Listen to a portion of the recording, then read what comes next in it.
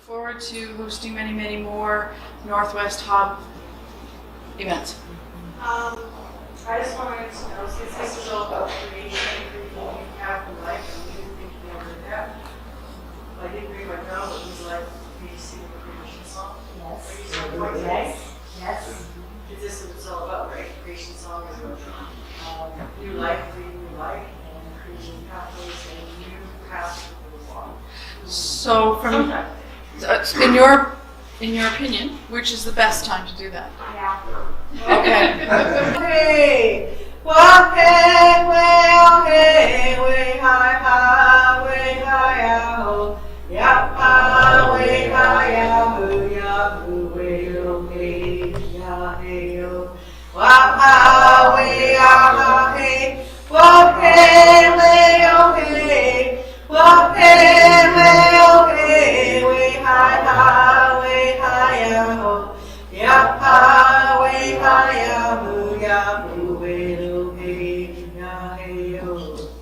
What, hey, way, oh, hey. What, hey, way, oh, hey, way, hi, way, hi, yahoo. Yah, way, hi, yahoo, yahoo. Way, hi, yahoo, yahoo, way, oh, hey, yah, hey, oh. What, way, yah, hey. Well, hey, way, oh, hey. Well, hey, way, oh, hey. Way, hi, way, hi, yahoo. Yah, way, hi, yahoo, yahoo. Way, oh, hey, yah, hey, oh.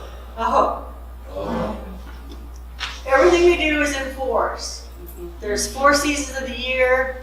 There's 4 stages of our life. There's 4 directions to the world, north, east, south, and west. So most of our songs we sing through 4 times so that people who don't understand, by the time we get to the 4th round, they're kind of catching up. Yeah, and the song is very, very powerful. We sing this in the sweat lodge, we sing this in the sun dance, we sing this for people who need some healing, need to take a different step from a path they've been on. Maybe they're resisting a little bit of something and, okay, change feet. Doesn't play all through it anyway. He told me 3 times to read it and I wasn't listening. But anyway. Well, thank you so much. It's just beautiful. That's cool.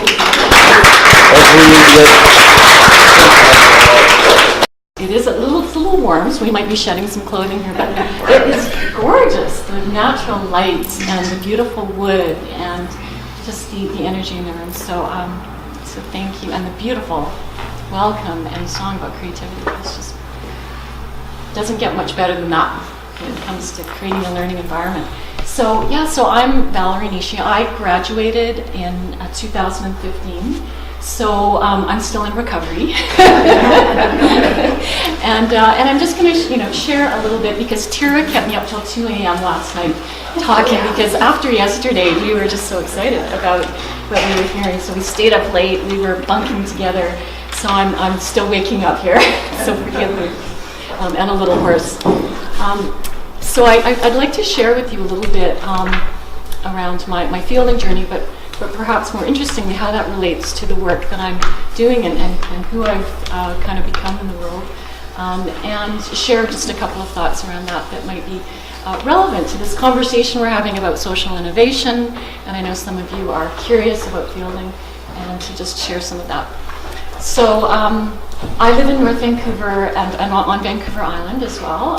We have a couple of little spots. We're in Delhi, actually, where I was presenting some of my research, an opportunity that Fielding makes available to many of their grads to go and present at a business conference every year. And it was just a beautiful experience in India with scholars from all over the world and publishing in an MBA textbook and just getting a chance to really take all this juicy knowledge and then put it into something very practical with students. I have a little firm called Tidewater Leadership. I like to work in the area of ecosystem and transformation, so Tidewater speaks well to that. I'm also an associate of the Refinery Leadership Partners. Actually, Jim, when he spoke about one of his mentors, we do work across the Americas with leaders and large organizations in terms of organizational change. And I wanted to put the Women's Leadership Forum up there because it was one of those pivotal moments in my life when I was living in Calgary in 2005. And at that time in the oil patch, there was, how shall I say, there was a disenchantment that was growing and growing under the surface. Women were feeling that their way of leading there wasn't the space, there wasn't the conversation, there wasn't the model, and they wanted to gather. And so myself and 3 girlfriends drank one too many bottles of wine one night while we were out listening to some speakers. And we said, like, why don't we just get like 1,000 women together and swap stories? I mean, imagine what we'd learn. Like, we never had that when we were kind of in our early careers. Because we were talking about how do we help the next generation? And so, of course, you do that and then you do a pinky swear. Oh my gosh, right? It's like you're locked in for life. And so, long story short, 3 months later, we had raised $250,000, and another 3 months after that, we had $500,000. We didn't even have a business plan. All we had was this crazy vision that we wanted to create an opportunity for women to explore leadership in a way that was meaningful for them. And all of a sudden, it was, when it's just the right time, the right confluence of things is happening. And so governments, all 3 levels of government wanted to get on board because they said, oh my gosh, we have to worry about diversity and we have to worry about keeping talent like the brain drain. And so all of a sudden, money and corporate sponsors, and we had 150 volunteers, and we had university students, and we had women from all walks of life coming and being part of this amazing, which turned into a movement. So over the course of 5 years, we had over 3,000 participants come and be part of this. And eventually we had to say, okay, it's time. We're doing this off the side of our desks. We need to stop and pass it on to someone else. But what it left with me was the seeds of how to create social change. It starts with crazy ideas sometimes, right? And putting that out there and gathering people around who believe in the same thing. And so it's lit a fire in me that sent me down this crazy road to Fielding, because I kept asking myself, like, why did that happen? And why did this happen?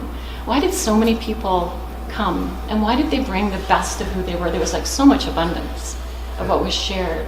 And they were taking ideas and they were planting them in their own organizations. And they were supporting each other in ways that they had never experienced before. So I'm like, why? How? Why is this all happening? We called it FM, which is effing magic. Like, we couldn't explain it. It was like magic, right? Like, how do you explain it? It's like chemistry. So Fielding was part of me doing a deeper dive to figure out what the heck was going on. And there was a huge element around creativity. Okay, so we put in place some, I would say, some very symbolic elements. We had a beautiful tree growing. How many conferences or forums, have trees growing in the middle of the space? And it's just one example. And we said to people, every time you make a connection, a meaningful connection with yourself or with someone else in the room, tie a blue ribbon on that tree, broadly defined, right? And then aesthetic experience. People like John Dewey, he was a major theorist in educational experience. It engages our senses, our emotions, our intuition, and our imagination. Evokes attention, intensity, and a sense of coherence or completeness. So one of the examples that I wanted to give was this project, Phoenix, and Rising Sun. I mean, this project is an artifact. It's an artifact of all those very complex elements coming together and telling a story. This morning, the song, right? The song, it evokes emotion, it connects us beautifully. The artwork, right? There's a beautiful story behind the artwork, and it brings all of us in. We get curious about it. What I was curious about was, because I work in large organizations and I do work in community as well, but how do we think about aesthetic learning as a technology for learning? In other words, a tool, a methodology. How do we harness it in that way? And in particular, what I'm curious about is the complex systems that we are facing in the 21st century, where we have so many moving parts and meaning making is continually being deconstructed and reconstructed. And so how do we find methods and ways to help us make sense of together a new path forward. So that's what excited me. So in terms of literature, just so that you know, I looked at 3 streams, in particular organizational development, transformative learning out of education theory, and the third was kind of a subdiscipline of organizational development called organizational aesthetics, where there's actually the study of, for example, cultural elements of space, and many other things as well. So creativity and innovation, performance-based learning. And what was exciting to me too about aesthetics and how, as it relates to phenomenology, experience-based learning, is it's a way of integrating all these different ways of knowing. In the Western world, we tend to give significant dominance to our cognitive domain. That's how our educational system is set up. It's how we're socialized. It's how the workplace is set up. Very expert-based, based on our rational, logical way of being. And so what are we missing by not giving much more attention to these other very important ways of being, the emotional, physical, social, spiritual, and of course, the imagination and intuition. So I was curious about how do we bring more fully all of our ways of knowing into our experience.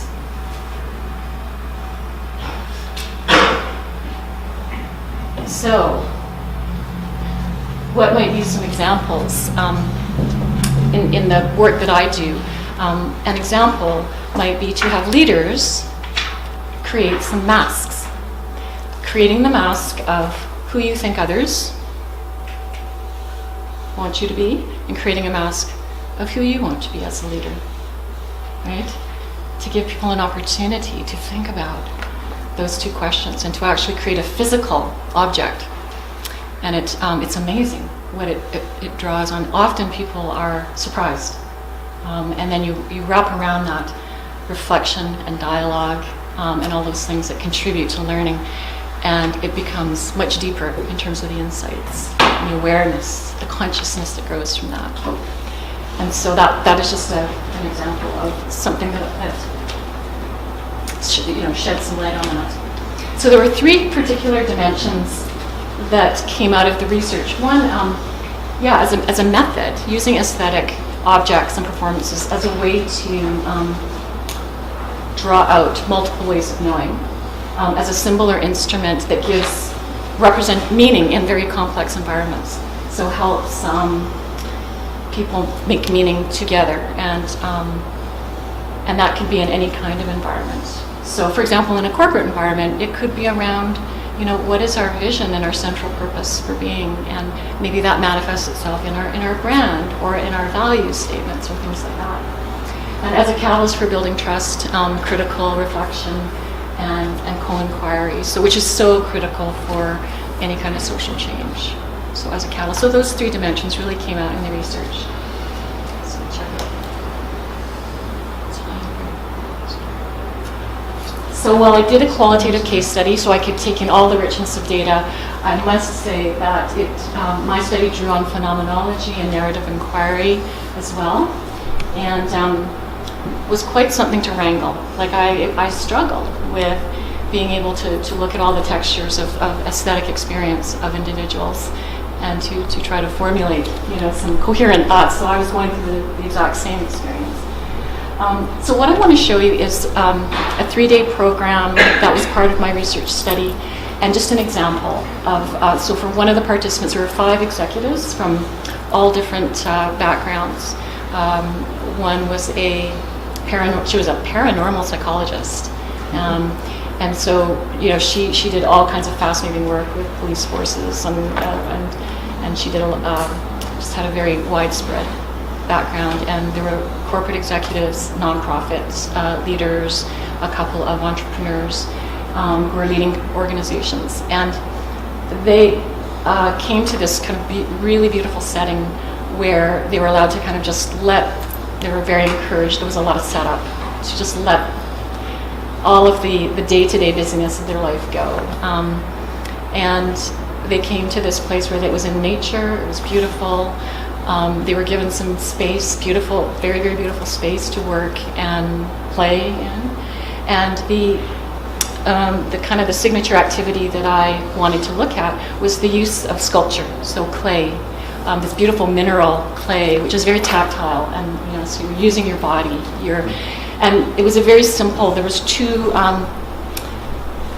activities. One at the front, they bookended this 3 days, and at the front end it was sculpture current form, very simple request. And at the end of the 3 days, it was sculpt the form you need to move towards your new vision of leadership. And so I just wanted to show you what one of the participants did, to give you an example. So if you kind of understand the kind of environment they created for each other, there was a lot of trust, but also by making it playful, it almost bypassed this judgment, the cognition, the analysis, because it was done in the spirit of play. Just play with the clay, see what comes out. There's no right or wrong. And so the interesting thing about bypassing that analytical part is people can go directly into their body, to their emotions, to that felt sense of what is really there. And so this is, well, it's really hard to see, but on the left-hand side there is an image that is, it's a human form, and it's really, it actually very contorted. The face is, the mouth is actually open. It looks like it's screaming, and the eyes are very wide, and at a certain point in time, this individual took a stick and stuck the stick right through the whole image, and it was just so powerful to see this image. And the interesting thing was, she did not relate to that at all. Like, she just was having fun. She thought, isn't this interesting? Wow, this looks kind of weird. And it wasn't until after we just sat with those sculptures and then had an evening dialogue and people asked questions, an inquiry, that she realized that there were a lot of things being revealed to her about her disconnection with her body, about her, just feeling like she's too often forced, because she's an executive in a very, very, high pressure environment, had to be in this always on protect mode. And so there were many things revealed to her. And as we worked throughout the week to, as I was observing what they were experiencing, the sculpture on the right-hand side is very different. It's a very calm human figure that has a very strong back, as she described it, and is sitting in a very calm, contained, and beautiful space, which she described as water and nature. And interestingly enough, there is no head on the figure, which represented her desire to celebrate and listen to her body and her emotions, and to be able to turn that off for a while. It was really fascinating. And she went on to describe in the follow-up research that this not only was a sculpture for her, but she felt the sculpture in her body, and it had what she called a memorability to it, so that when she was back in the rest of life, she could remember that seated figure there in her body. So it was just a very interesting experience to capture, and very similar ones across the board for all 5 of them. So I just wanted to share that little snapshot with you, and to say that I did create a learning design framework out of this research, and you can't see it, but if anyone's interested, I'd be happy to share it. But what I learned was that there were these 4 elements around building trust in the learning space. And so very much physical, sensory, the invitation, intention, and a very caring, empathic space. And then learning in relationship and unleashing creative energy through prototyping, serious play, performing are amazing ways to engage in learning in a different way. And storytelling, dialoguing, reflexivity, and then this idea of activation and sustainment, to create value in one's life by embodying, committing, and shifting perspective. So there's sustainment and longevity. And so I use this in my own work, and it's been wonderful. And I'll just leave you with, because I know we have a lot to do this morning, but I will just say that, this experience has, like others we heard from yesterday, has had this both large and small, impact on me. I find I show up very differently in my life and in my work.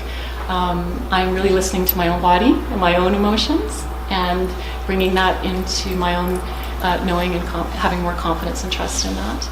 And yeah, I think it can be small ways that we can make big change, and it's been an exciting journey. So thank you.